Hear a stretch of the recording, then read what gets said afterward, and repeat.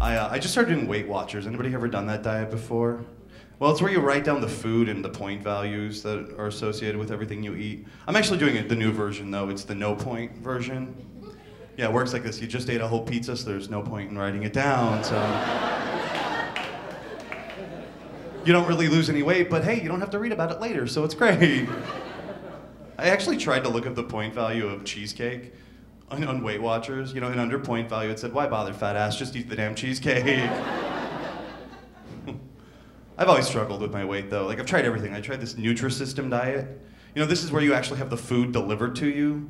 You know, for 2 months I did this diet, and I never saw a single ounce of food delivered to my apartment. This is a true story. It turns out the homeless guy living on my front porch was stealing all of my food.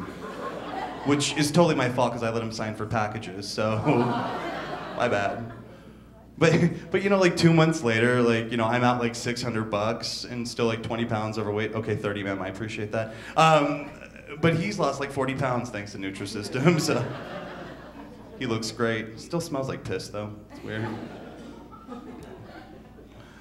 Oh, life is interesting.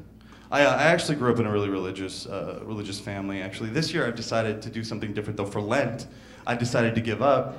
That's it. I decided to give up, actually. It's easier that way.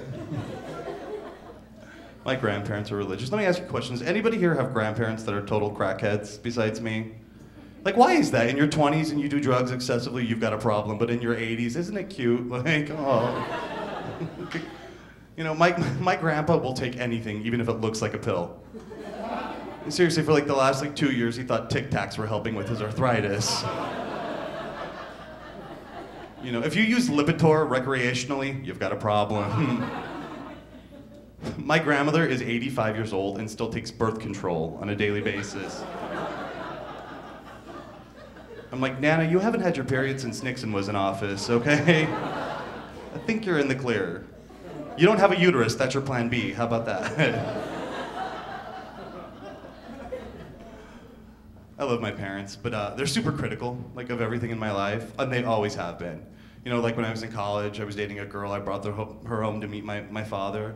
You know, he took one look at us when we walked in the door and said, I think you can do better. I'm like, Dad, she's standing right here. Said, I know, I was talking to her. So.